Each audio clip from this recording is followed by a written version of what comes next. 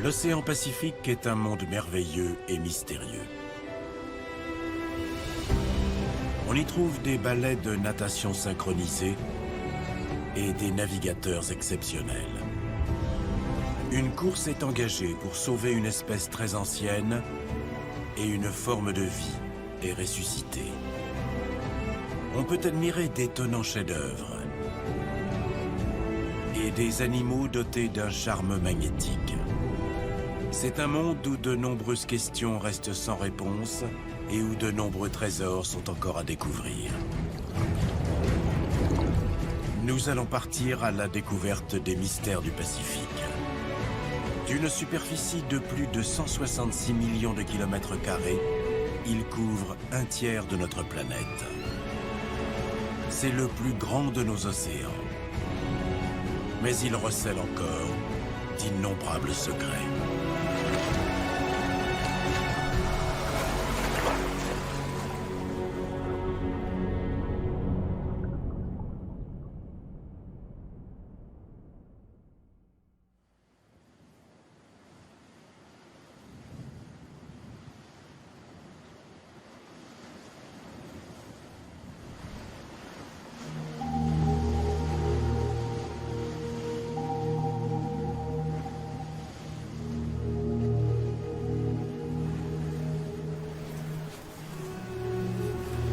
Nous sommes en septembre, sur la plage d'Ostional, au Costa Rica.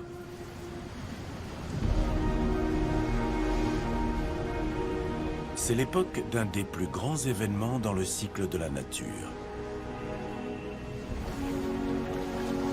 On l'appelle ici Arribada, et il correspond à l'arrivée de milliers de tortues venues pondre sur la terre ferme. Au cours des 10 prochains jours, près de 500 000 tortues olivâtres femelles vont se succéder sur cette étendue de sable.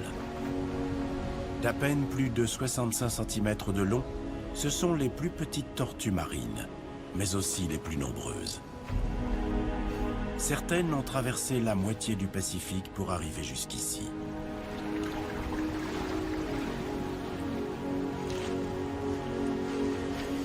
Ce voyage est pour elles un retour aux sources, car comme toutes les autres, cette jeune femelle est née sur cette même plage.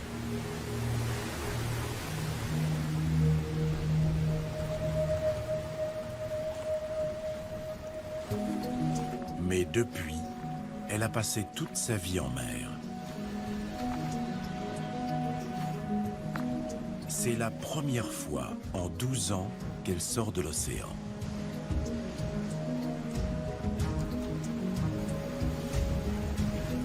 Comment a-t-elle fait pour retrouver son chemin et arriver en même temps que toutes les autres? Personne ne le sait vraiment.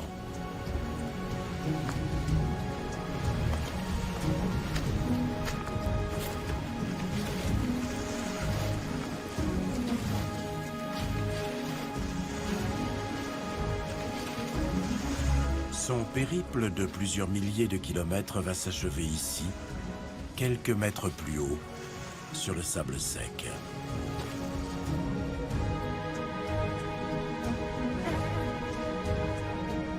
Pour abriter ses œufs, elle doit creuser un trou de 30 à 60 cm de profondeur.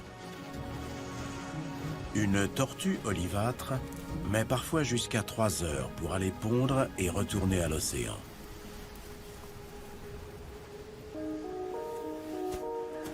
Cette femelle ne s'est accouplée qu'une seule fois au large des côtes et a stocké le sperme du mâle afin de l'utiliser pendant toute la saison de reproduction. Cette année, cela lui a permis de participer à 3 arribadas successives.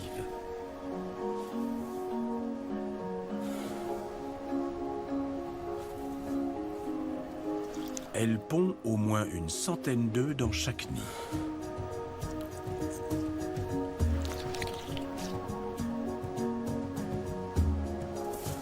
Mais tous n'écloront pas.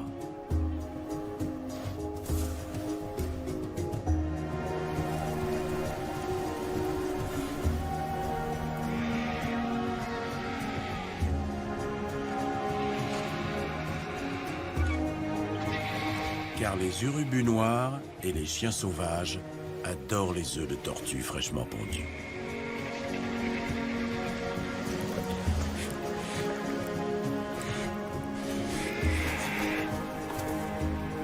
Heureusement, la nature a pensé à tout. En une saison, jusqu'à 1 million de nids sont creusés sur cette plage. Cela représente 100 millions d'œufs. Ce nombre colossal compense les dangers qui menacent la survie des tortues. C'est ce que les spécialistes appellent la défense par saturation du prédateur. Entre la synchronisation de la ponte, la multitude de nids et la quantité d'œufs, un nombre suffisant de jeunes tortues survivra pour perpétuer l'espèce.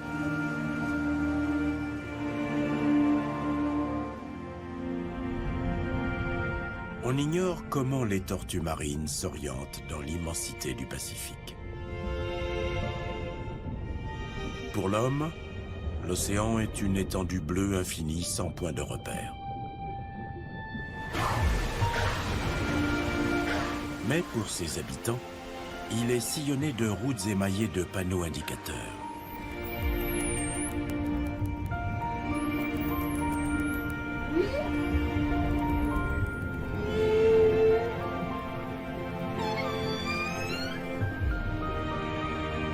Ces espèces semblent équipées d'un GPS interne.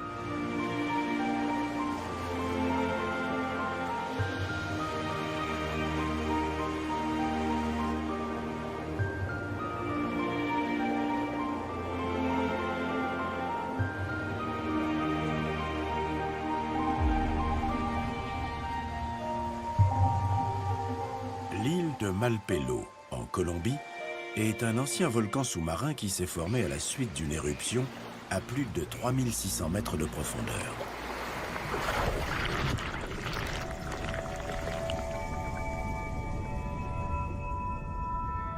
Comme d'autres sommets émergés au milieu de l'océan, elle attire un nombre inhabituel de squales. Des requins marteaux, des requins soyeux et des requins-baleines. Certains ont parcouru des milliers de kilomètres. Ils se rassemblent ici pendant des jours, des semaines, voire des mois entiers. Pourquoi?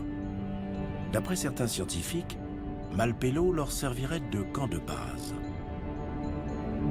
Toutes les nuits, ils s'enfoncent dans les profondeurs pour chasser. Puis ils remontent et tournent inlassablement autour de l'île, portés par les courants. Mais comment se sont-ils repérés pour arriver jusqu'ici? La réponse se trouve peut-être au carrefour de la géologie et de la biologie. En effet, les requins sont capables de détecter des champs électriques d'à peine 1 milliardième de volt. C'est une faculté qu'ils partagent avec d'autres espèces, comme les dauphins et les abeilles. La tête large et aplatie des requins marteaux est dotée d'un nombre particulièrement important d'organes sensoriels qui captent les impulsions électriques les plus infimes émises par leur proie. Des raies pastenagues et d'autres poissons se cachent sous le sable. Mais chaque contraction musculaire, chaque battement de leur cœur émet un signal électrique perçu par les requins.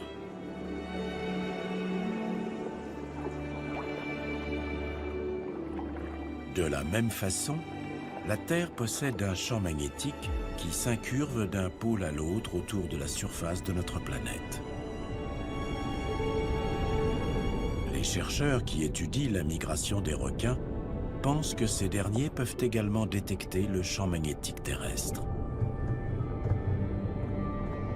Un sommet comme l'île de Malpelo serait une anomalie magnétique et fonctionnerait en quelque sorte comme une balise pour les requins.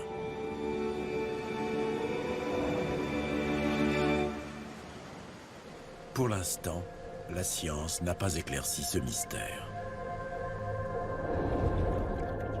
À une vingtaine de mètres de profondeur, en revanche, une autre énigme a été résolue.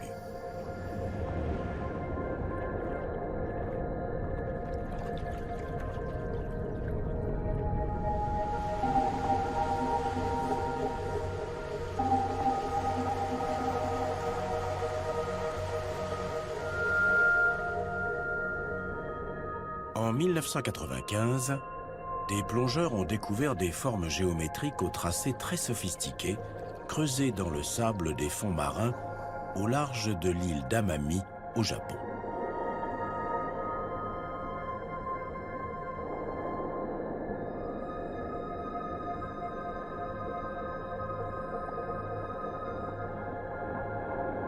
Ces œuvres éphémères finissaient par être balayées par le courant, puis réapparaissaient un peu plus loin. Par qui ou par quoi avait-elle été créée? Le mystère de ces rosaces a longtemps dérouté les explorateurs amateurs et les chercheurs expérimentés.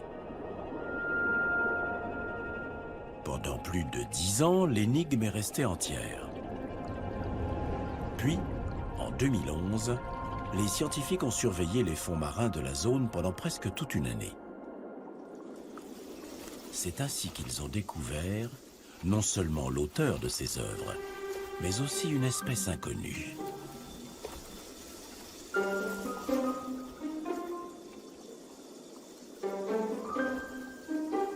Voici le poisson-globe blanc tacheté. Extrêmement discret, il n'a que rarement été filmé. La mission de ce petit sculpteur d'environ 8 cm de long est d'amasser du sable fin pour construire le nid qui accueillera les œufs de sa partenaire. Certes, il n'est pas la seule espèce à faire cela, mais les autres ne créent pas une œuvre d'art. Disposer des particules de sable fin selon un schéma précis dans un milieu sans cesse balayé par les courants est un pari quasiment perdu d'avance. Mais ces rosaces sont une véritable prouesse d'ingénierie. L'intensité des courants marins qui les traversent est réduite de près de 25%. En outre, les rayons canalisent la circulation de l'eau de façon à ce que le sable le plus fin soit entraîné vers l'intérieur du cercle. À mesure que le poisson-globe creuse, le sable est soulevé et poussé vers le centre du nid.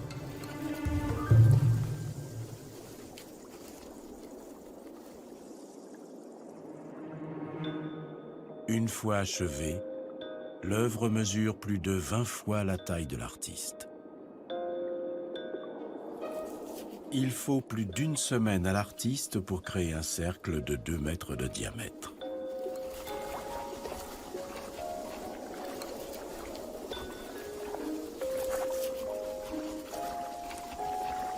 Et pas question de se reposer, car les marées menacent sans cesse de détruire les sillons et d'apporter des débris.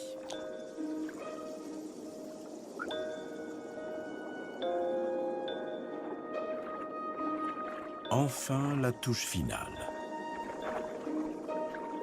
Quand d'autres offrent des fleurs et des chocolats, le poisson-globe blanc tacheté préfère la simplicité de quelques coquillages.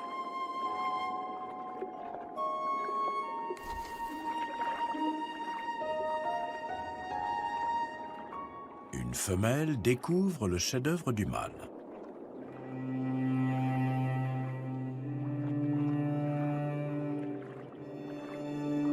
Elle manifeste son appréciation en faisant du surplace au centre du nid.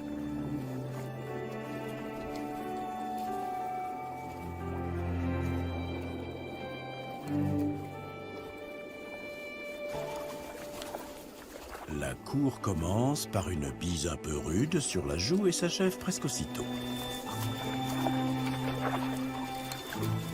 Tout est terminé en quelques secondes. La femelle pond, puis disparaît à jamais.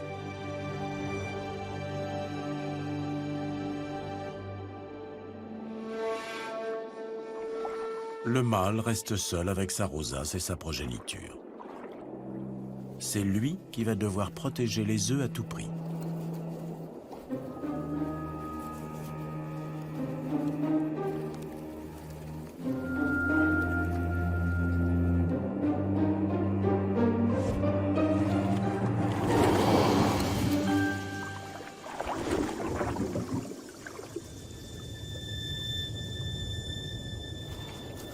Par des mouvements vifs de la queue, il leur apporte l'oxygène dont ils ont besoin, tandis que le courant érode peu à peu son œuvre.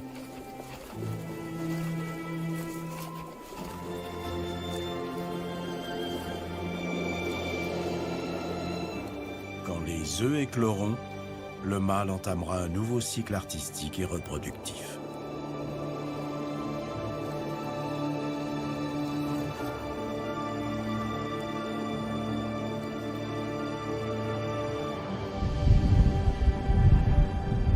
Il nous a fallu 16 ans pour expliquer le mystère des rosaces de sable. Une goutte d'eau temporelle dans l'histoire de l'océan Pacifique.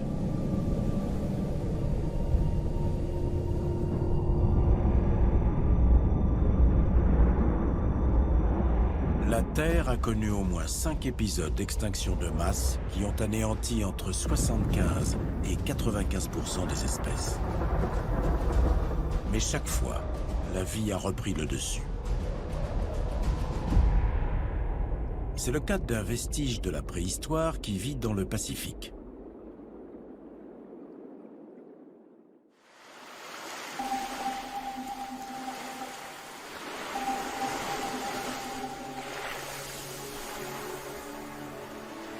Pour ces animaux qui comptent parmi les plus vieux habitants de l'océan, survivre est de plus en plus difficile.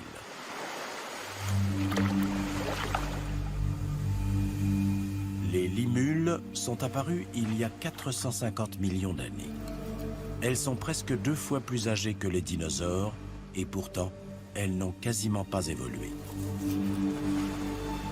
En voyant leur carapace, on pourrait les prendre pour des crustacés.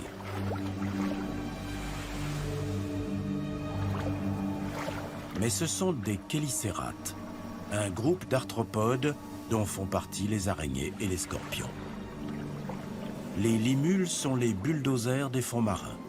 Elles creusent le sable à la recherche de proies qu'elles broient de leurs pattes articulées.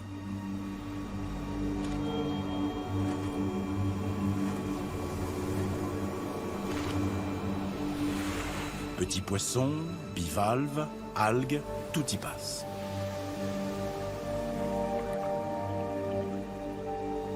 Cet animal est décidément bien étrange.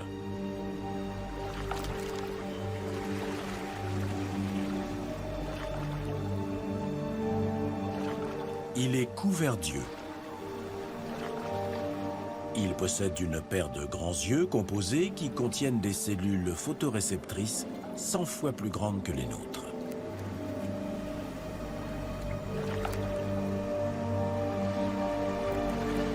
Trois autres paires disposées sur le dessus de la carapace distinguent la lumière visible et les ultraviolets. Et la dernière paire se trouve sur la face interne de la carapace, ce qui fait 10 yeux au total. Et il est aussi équipé de dizaines de photorécepteurs sur le dessus et les côtés de sa queue. Mais pourquoi une espèce qui vit au fond des océans a-t-elle besoin de toutes ces informations visuelles? D'après les scientifiques, cette hypersensibilité à la lumière lui permettrait de se diriger vers la côte, où elle remonte pondre après l'accouplement.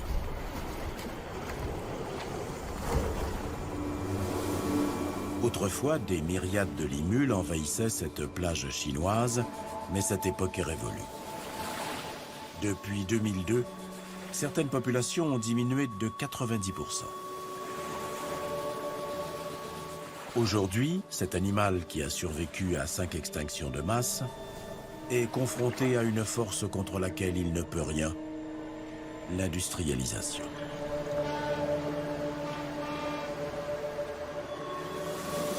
Il est victime de la pollution, de la surpêche et de la destruction de son habitat. Mais une expérience inédite pourrait le sauver.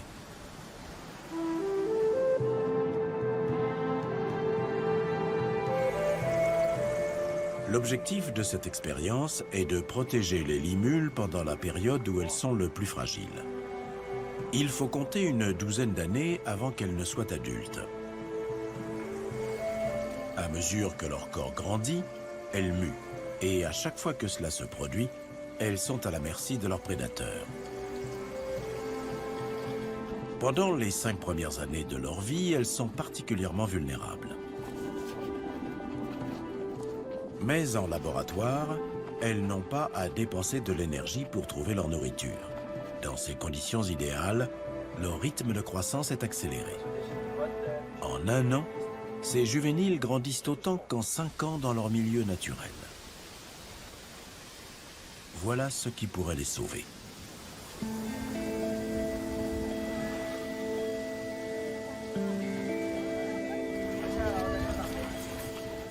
Les scientifiques ont enrôlé des collégiens pour relâcher les juvéniles. Cette initiative permet d'aider les limules et d'inciter la jeune génération à défendre la nature. Les juvéniles vivent sur les hauts fonds pendant près de 10 ans. Une fois adultes, ils rejoignent les eaux plus profondes. Le programme de protection chinois a débuté il y a quelques années seulement et pour l'instant, on ignore encore si cet animal venu de la préhistoire survivra au temps moderne.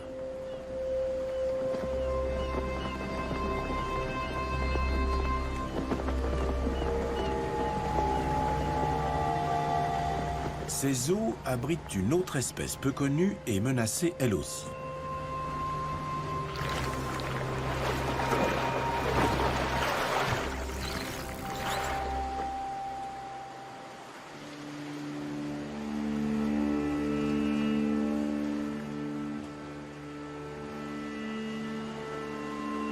Les dauphins blancs de Chine peuplent l'océan Pacifique et l'océan Indien de la Chine à l'Australie et à l'Afrique.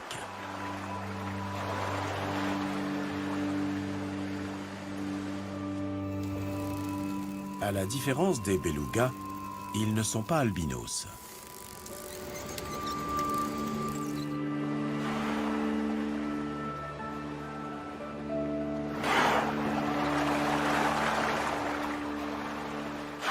Gris à la naissance, ils deviennent blancs au fil des années.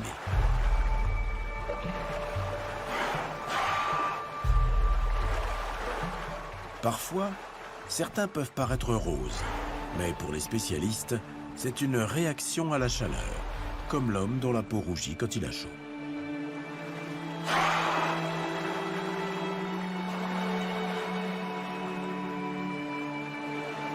Tandis que cette espèce éclaircie, une autre parmi ses proches cousins fonce peu à peu. Dans les deux cas, le processus reste mystérieux.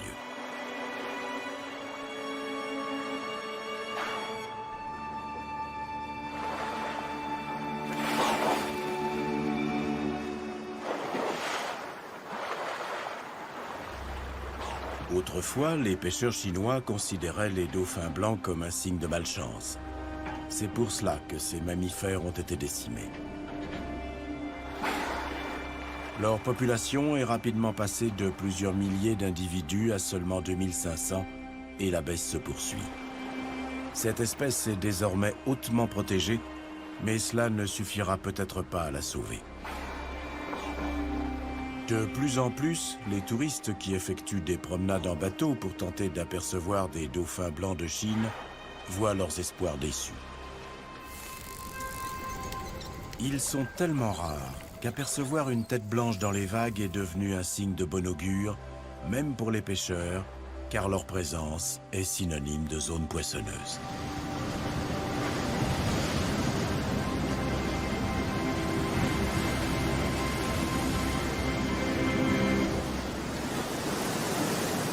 C'est dans le Pacifique occidental que vit une espèce à la couleur encore plus mystérieuse.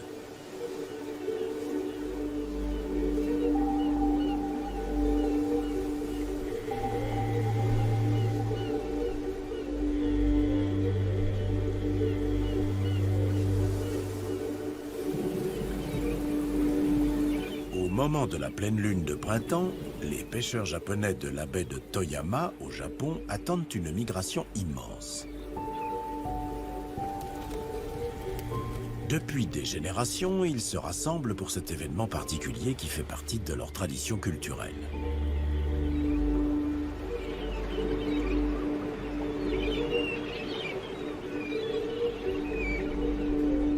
Près d'1 milliard de calamars lucioles, longs d'à peine 6 cm, remontent des abysses.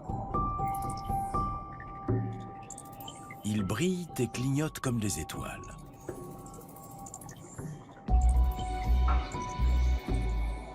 Ces mollusques émettent un type de bioluminescence unique au monde.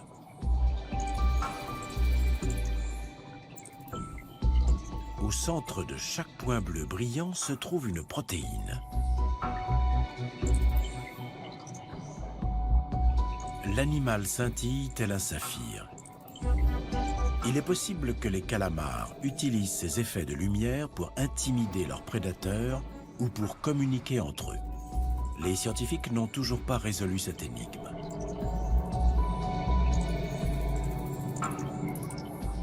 Comme dans un conte de fées, les étoiles et la lune rivalisent d'éclat avec les calamars.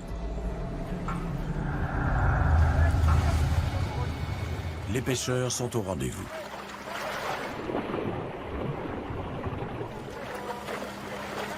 Voilà déjà plusieurs siècles que les Japonais consomment ces calamars. Ils les servent frits, bouillis ou crus, et les apprécient encore plus s'ils brillent encore dans l'assiette. Les hommes sont lancés dans une véritable course contre la montre. En effet, tous ces calamars sont des femelles et sont programmés pour mourir juste après la période du frai, c'est-à-dire maintenant.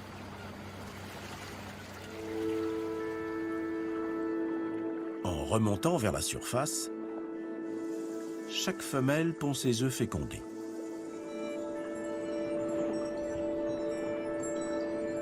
Ces derniers ressemblent à des colliers de perles d'1 mètre de long.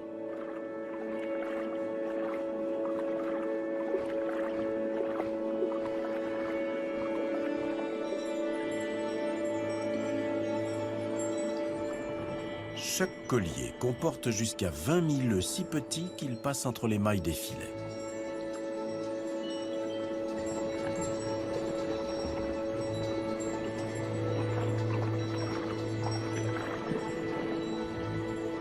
D'ici 8 ou 9 jours, ils écloront dans le Pacifique.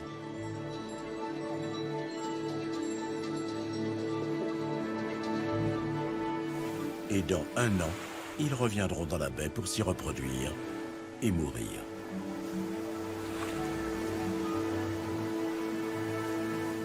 Achevant ainsi un cycle aussi bref qu'éblouissant.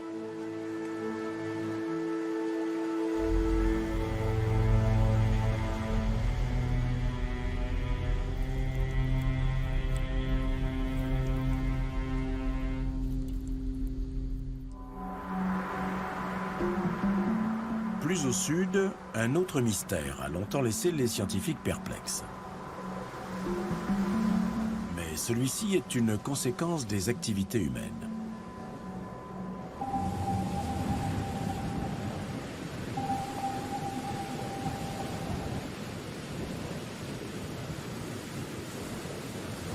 À 560 km à l'est de l'Australie, une île isolée se dresse au-dessus du Pacifique. Plus haute que l'Empire State Building, la pyramide de Ball est un piton rocheux inhospitalier.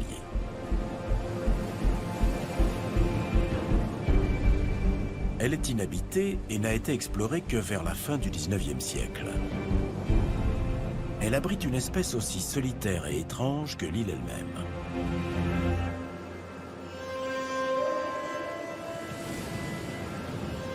L'histoire commence à une vingtaine de kilomètres de là, sur une autre île.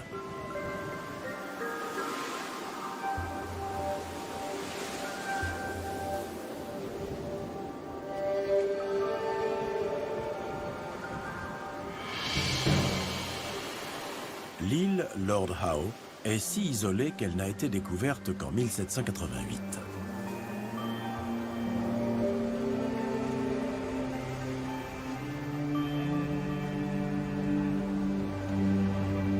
C'est un véritable paradis terrestre qui a surgi de l'océan il y a 7 millions d'années. L'île n'a jamais été reliée à un continent.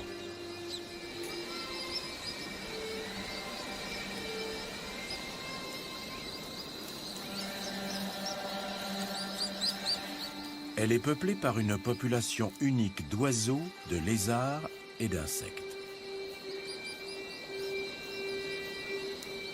Tous sont arrivés là, soit en volant, soit portés par le vent ou les vagues.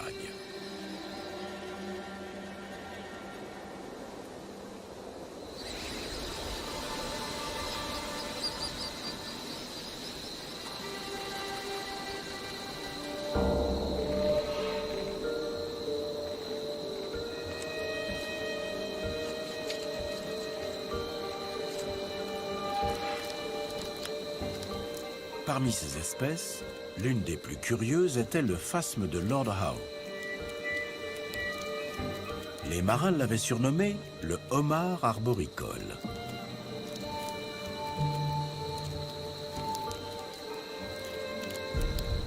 Il mesurait 15 cm de long, robuste et lent, il se nourrissait de la végétation abondante et se multipliait en toute tranquillité, jusqu'à ce que des rats envahissent l'île suite au naufrage d'un navire en 1918.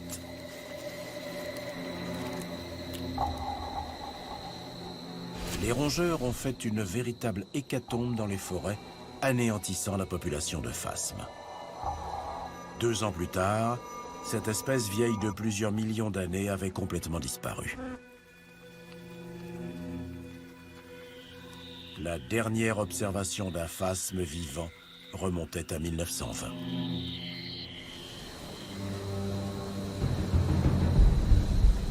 Mais une rumeur semblait indiquer que l'histoire ne s'arrêterait peut-être pas là.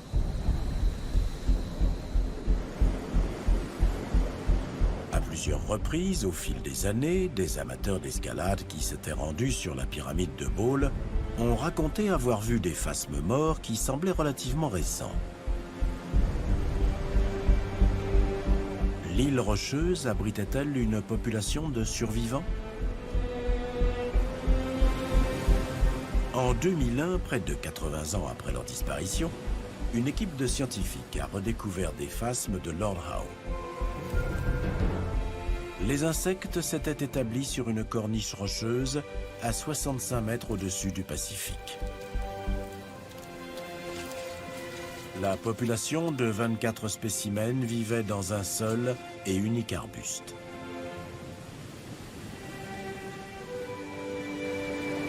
Leur chance de survie sur la pyramide de Bole n'était que de 1 sur 1 million. Une tempête aurait suffi à emporter leur refuge. Bien que ce comportement soit rare chez les insectes, les phasmes forment des couples apparemment monogames et très prolifiques. Grâce à une campagne d'élevage intensif dans différents zoos un peu partout dans le monde, les œufs des 24 phasmes se sont multipliés. En l'espace de 15 ans, la population comptait 1300 individus. Aujourd'hui, l'espèce est sauvée. C'est une résurrection quasi miraculeuse. Mais comment les phasmes ont-ils pu se retrouver sur cet îlot rocheux? Une vingtaine de kilomètres séparent la pyramide de Bole de l'île Lord Howe. Et plus étonnant encore, comment les phasmes étaient-ils arrivés sur cette dernière?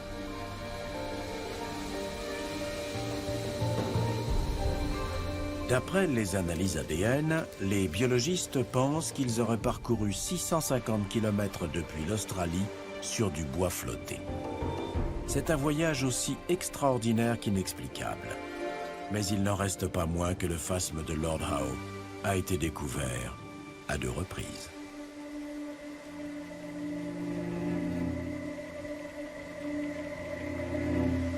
Au XXIe siècle, les nombreuses découvertes soulèvent de nouvelles questions.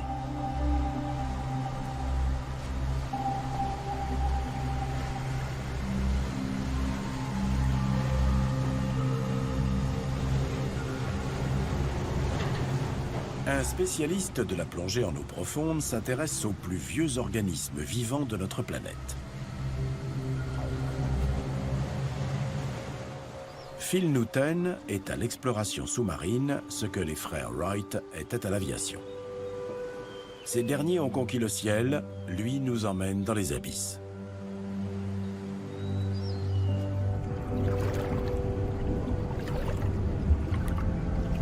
Depuis 40 ans, il invente et construit des submersibles et des scaphandres de plongée utilisés aussi bien par la NASA que l'US Navy et les chasseurs de trésors. Aux commandes de ces appareils, il a effectué quelques-unes des plongées les plus profondes jamais réalisées, nous entraînant ainsi dans un monde inconnu.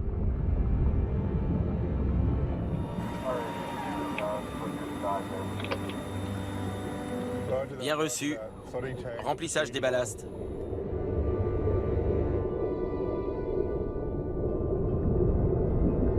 L'Aquarius peut emmener 3 personnes à une profondeur de plus de 300 mètres.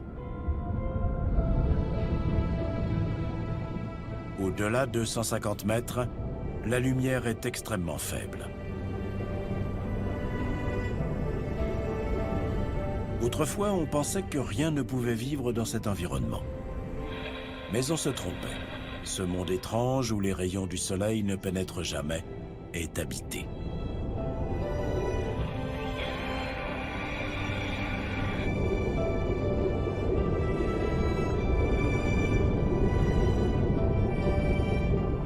Encore 30 mètres avant d'arriver sur le site découvert par Phil.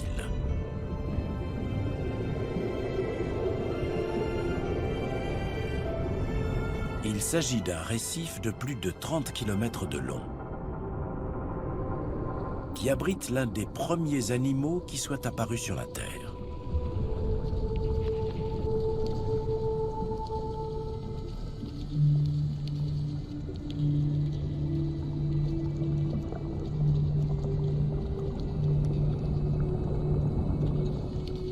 Les éponges siliceuses vivent sur notre planète depuis plus de 500 millions d'années. Elles sont 100 fois plus vieilles que notre ancêtre le plus éloigné. Peut-être même sont-elles les ancêtres de toutes les espèces complexes. C'est à cela que ressemblaient les premières formes de vie pluricellulaires. Comme les phasmes de Lord Howe, on les croyait éteintes. On ne les connaissait que sous forme de fossiles, jusqu'à ce qu'on découvre les premiers spécimens vivants en 1987. On savait peu de choses d'elle quand j'ai commencé à faire de la plongée parce qu'elle se trouve à de grandes profondeurs.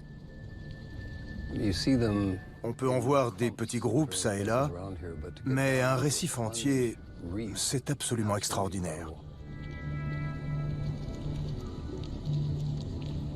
Phil Newton et d'autres explorateurs ont observé des populations de ces animaux rares dans tous les océans.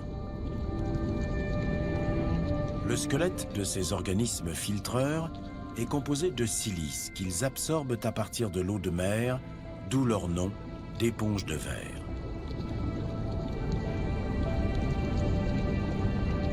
Sur ce récif d'une hauteur de 4 étages, les éponges vivantes se développent au-dessus de celles qui sont mortes.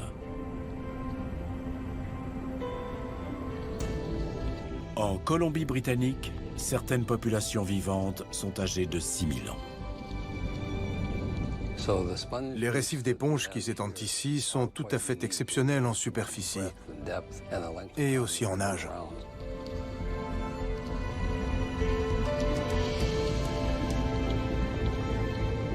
En mer de Chine méridionale, les chercheurs ont découvert des éponges siliceuses vieilles de 11 000 ans. C'est le record de longévité d'un organisme terrestre vivant.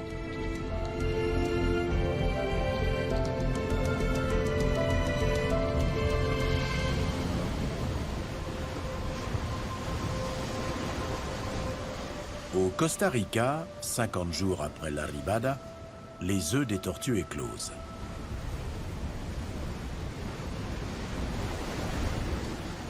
Les bébés s'extirpent du sable avec leurs nageoires et respirent pour la première fois. Pour survivre, Ils vont devoir se jeter à l'eau. Mais le sort de beaucoup d'entre eux est déjà scellé. Différents oiseaux se sont rassemblés pour le festin.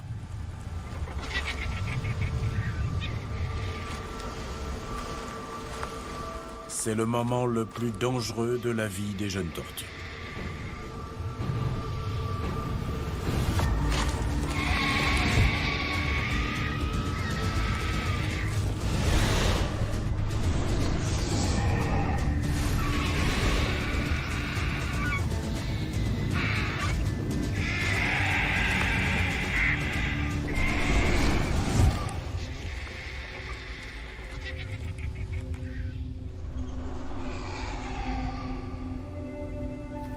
Moins de 8% d'entre elles parviendront jusqu'à la haute mer. Malgré cela, le nombre des survivantes reste impressionnant.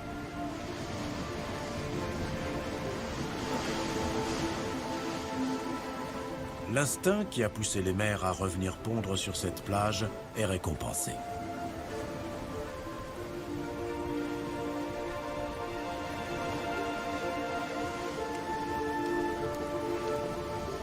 Les petites tortues font de leur mieux pour atteindre l'océan.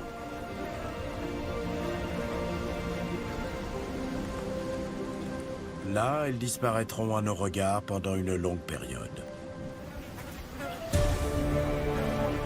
La science commence tout juste à lever le voile sur cette partie de leur vie. On sait qu'elles vivent et grandissent, mais où? On l'ignore encore.